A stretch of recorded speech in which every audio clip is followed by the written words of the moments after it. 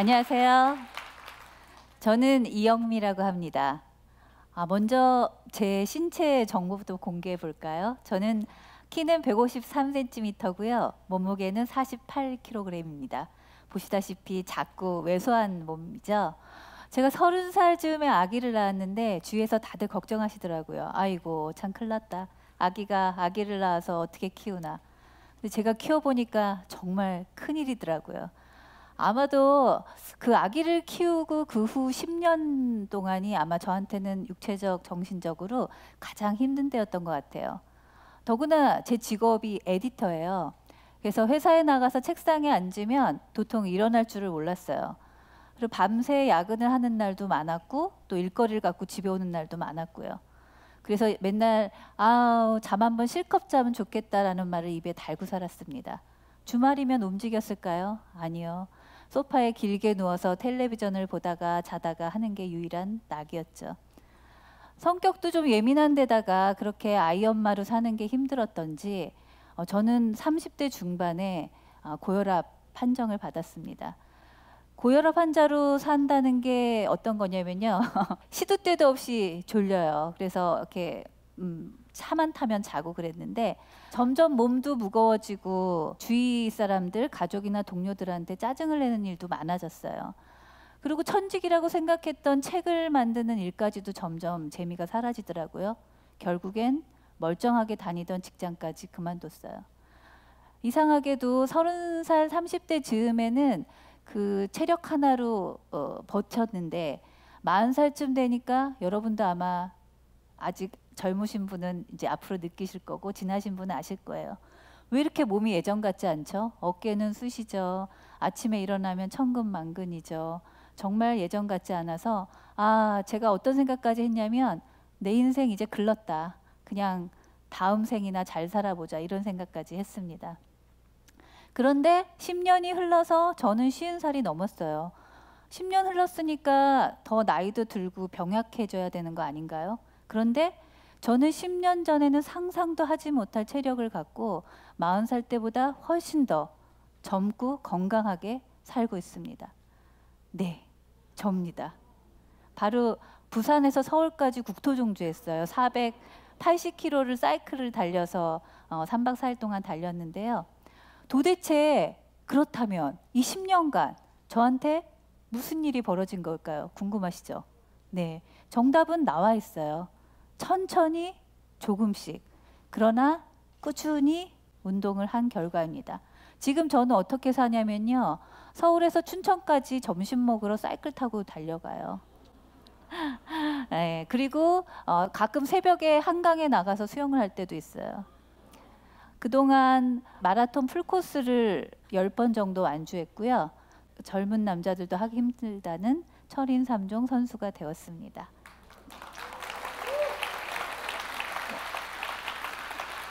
그런데 제가 운동을 시작한 계기가 뭐 암 걸려서 병 걸려서 이렇게 했을까요? 아니에요. 아주 처음 시작은 되게 단순했습니다. 친한 친구 부부 5쌍이 버스를 빌려 타고 지리산 자락으로 놀러 갔어요. 근데 다음날 보성 차밭을 이렇게 둘러보기로 해놓고 몇 사람이 반란을 일으켰어요. 지리산 왔는데 천왕봉 올라가야 되는 거 아니야? 이렇게. 그랬더니 딱 두 파로 나뉘어요. 여러분들은 어느 쪽이세요? 지리산 왔으니까 천왕봉 올라가야 된다 손 들어보세요. 네. 아이고 금방 내려올 거 왜 꼭대기까지 힘들게 왜 올라가? 우리 보성 차밭이나 갑시다.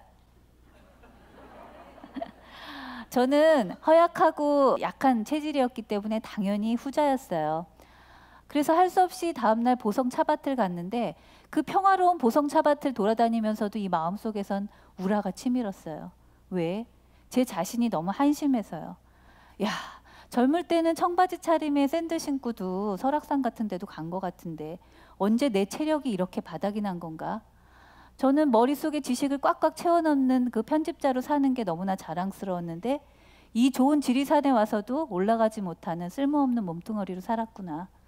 지금은 나한테 지리산이지만 나중에 지리산 아니라 더 좋은 기회가 찾아와도 나는 미리 포기하고 마는 사람이 되겠구나. 정말 자괴심이 들었습니다. 그래서 서울로 오는 버스 안에서 굳게 결심을 합니다. 나는 더 이상 이렇게 살지 않을 거야. 나약한 정신노동자로 살지 않을 거야. 다르게 살아볼 거야. 그래서 제일 먼저 뭐 했는지 아세요?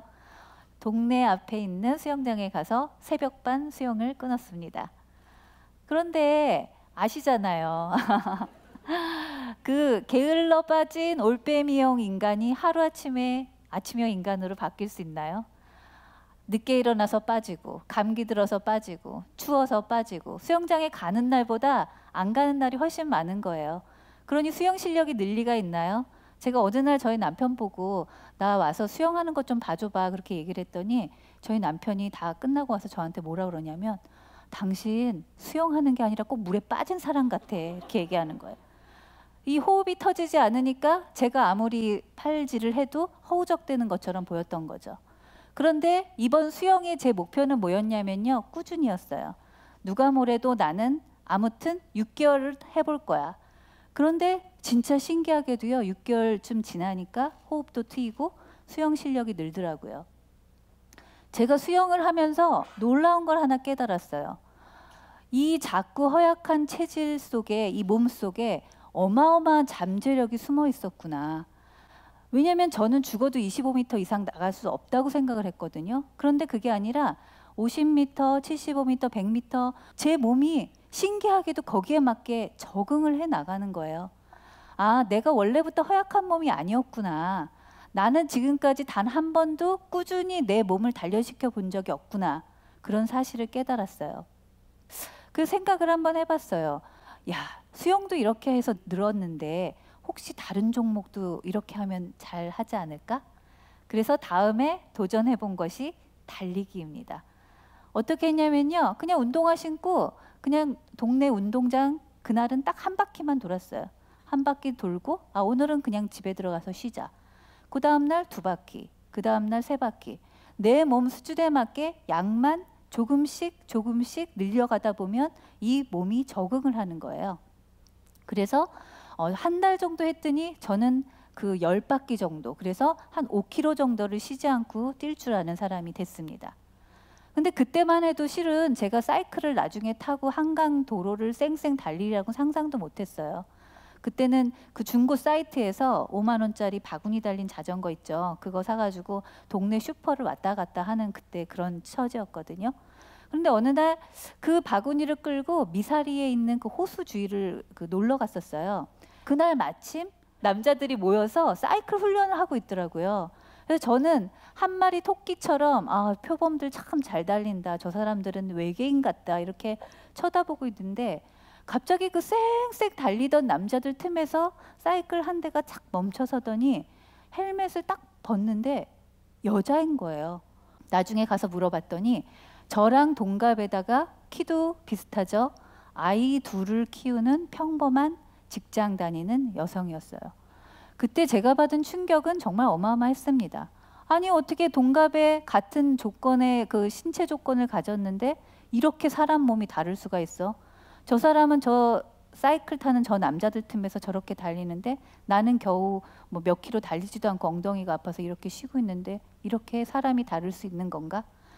그때부터 제 마음에 아주 불씨만한 희망이 생겼어요. 뭐냐면 야, 저 여성이 할 수 있는 거면 나도 할 수 있지 않을까라는, 그때로서 저한테 철인삼종이라는 운동은 상상도 못할 운동이었지만 이 마음속에 작은 희망이 생긴 게 중요한 거예요. 왜냐하면 희망이 생기면 목표가 생기고 그 목표를 이루고 싶은 용기가 생기는 거거든요. 그래서 그날 이후로 저는 천천히 조금씩 그리고 꾸준히 철인 3종이라는 운동에 도전을 하게 됩니다. 예, 처음 풀코스 완주할 땐 저렇게 걸었지만 두 번째 할 때는 보세요. 저 뒤에 할아버지도 많이 보이죠? 예, 결국 꼴찌하지 않았고요. 세 번째는 제가 웬만한 남자들도 다 이겨먹을 정도로 기록이 좋아졌습니다. 그런데 제가 막상 철인 3종의 세계에 진입을 해보니 정말 어마어마한 장벽이 기다리고 있었습니다. 뭐냐면요. 철인 3종 운동은요. 오픈워터라고 그래서 바다나 강이나 호수에서 해야 돼요. 그래서 저는 좀 바다는 무섭고 호수에서 해야 되겠다고 경기를 신청했는데 폭우가 쏟아진 거예요. 황토물은 넘실대죠. 눈앞에 쥐시체가 둥둥둥둥 떠 있는 거예요. 거기를 들어가라고 그랬는데 물도 더럽고 또 내가 무슨 부귀영화를 누리자고 여기서 저 물에 수영을 해야 되나 하듯 5만 가지 생각이 들었지만 일단 그래도 주춤주춤 들어갔어요. 경기를 하러 왔으니까. 그런데 이 물이 바닥이 안 보이고 발이 안 닿으니까요. 너무나 무서워서 물에 빠져 죽을까 봐 공포심이 앞서니까 수영장에서 그렇게 연습을 했는데도 불구하고 이 호흡이 안 터지더라고요. 그래서 결국은 얼마 가지도 못하고 되돌아왔습니다. 그러면서 이랬어요. 아이고 그렇지 내 주제에 무슨 철인삼종이야. 그냥 동네 수영장이나 왔다 갔다 하고 바구니 자전거나 탈 것이지 무슨 철인삼종을 해. 그러면서 나왔는데 저기 응원단들이 이렇게 있을 거 아니에요? 그 틈 속에 그때 초등학교 2학년이었던 제 아이가 엄마를 응원하러 왔는데 그 아이 얼굴이 빼꼼하게 보이는 거예요. 근데 정말 눈물이 핑 돌았어요. 왜냐? 입장을 한번 바꿔놓고 보세요. 만약에 아이가 수영을 안 하고 이렇게 나온다고 그래서요. 그럼 부모가 막 달려가서 아이한테 뭐라고 하는지 아세요? 예, 너 무서워도 좀 참고 해야지. 이게 뭐가 무섭다고 나와. 남들 다 하잖아. 너도 해야지. 라고 부모님들은 너무나 쉽게 그렇게 얘기하거든요. 아, 내가 지금 이 무서운 거 공포를 참지 못하고 나오면 나는 다시는 아이한테 부끄러워서 예, 너 무서워도 참고 해라. 이렇게 말하는 부모로 못 살겠구나 라는 생각이 들었어요. 그래서 간신히 그 공포심을 누르고 물속으로 다시 들어가서 2바퀴를 돌고 수영을 완주합니다.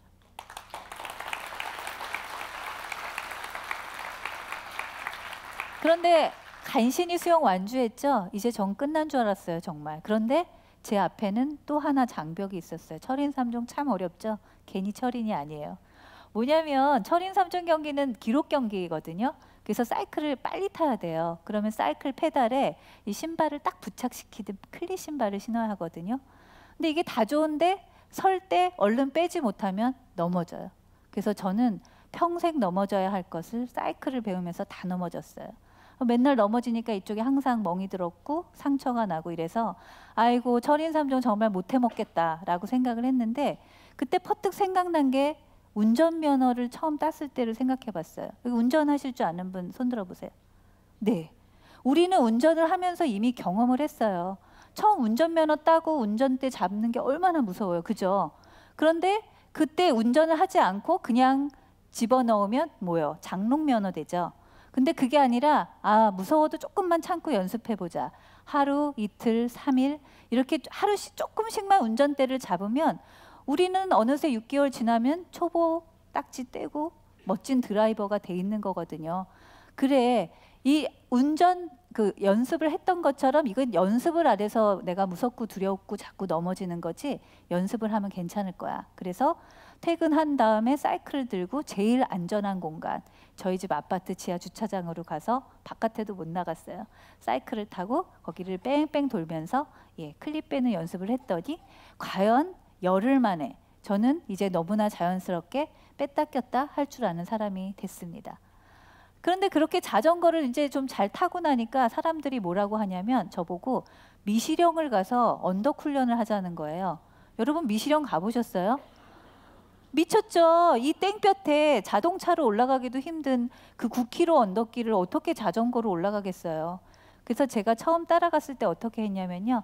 아, 당신들 다 올라가. 나는 밑에서 기다릴게. 그리고 혼자서 오토만이 앉아서 기다렸어요. 그런데 땀도 씻고 몸도 추워지고 아, 이 사람들 내려오려면 멀었는데 싶으니까 그냥 다 올라갈 생각하지 말고 한 굽이만 올라가 볼까? 라는 생각이 들더라고요. 그래서 한 굽이 천천히 올라가서 안장에서 내려서 쉬고 또 추워지네. 아직도 안 내려오네. 그럼 다시 한 굽이 올라가 볼까? 그래서 또 한 굽이. 그렇게 해서 한 굽이 한 굽이 한 굽이 올라가서 결국은 제가 남들보다 느리지만 9km 언덕을 다 올라갔어요. 야, 이게 참 우리네 인생살이랑 비슷하다. 왜 우리도 살다 보면은 종종 아, 이거 내 힘으로 정말 어쩔 수 없어. 너무 힘든 일이야. 이런 일들을 종종 겪잖아요. 요즘 젊은 분들은 회사 나가서 어떤 어려운 일 맡으면 그냥 다음날 아무 말도 안 하고 그만둔대요. 네, 그러기 전에 내가 할 수 있는 최소한의 만큼만 한번 해보는 거예요. 저한테 지금 제일 어려운 일은 뭐냐면 시어머니 잔치상 한번 차려봐 이런 게 제일 어려운 거거든요. 제가 요리도 못하고 살림을 못해서. 근데 예전 같으면 아우 어머니 저 살림 집에서 그 잔치상 못 차려요. 이렇게 얘기를 했는데 요즘엔 어떻게 하냐면요. 자전거 타다가 배운 거예요. 그래? 그러면 일단 무슨 요리를 할까 리스트 한번 짜볼까? 리스트 한번 짜보고. 그래 리스트 짜봤으니까 시장 가서 장이나 한번 볼까? 이렇게 조금씩 조금씩 하다 보면 누가 와서라도 돕겠죠. 그죠? 그런 식으로 내가 할 수 있는 최소한의 것만 해보자. 아무리 어렵고 힘들고 가파른 고갯길이라도 결국엔 끝이 나더란 말입니다. 왜 그런 말 있잖아요. 이 또한 지나가리라. 네, 지금 아무리 어렵고 힘든 지경에 빠졌어도요. 내가 하고자 하는 게 있고 그 목표가 있으면 조금씩 천천히 올라가세요. 결국엔 그 고통을 다 보상받습니다. 자전거 타도 그래요. 언덕 올라가면 끝까지 올라가면 다음엔 신나는 내리막길이 기다리고 있거든요.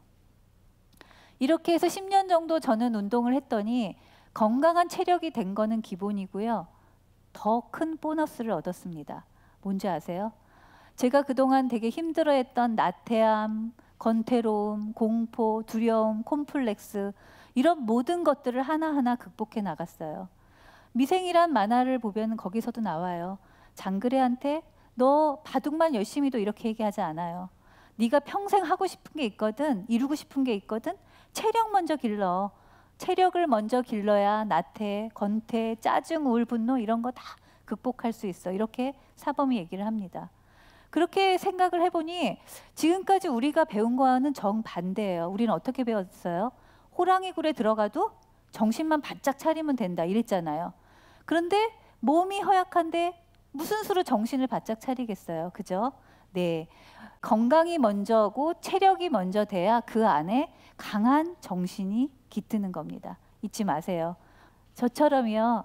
체력 하나만 달라졌을 뿐인데 인생에 많은 것들이 변합니다. 제 꿈, 제 미래, 버킷리스트, 인간관계, 친구들, 그 다음에 부부관계 모든 것들이 변했어요. 저처럼 여러분도 바뀔 수 있습니다. 감사합니다.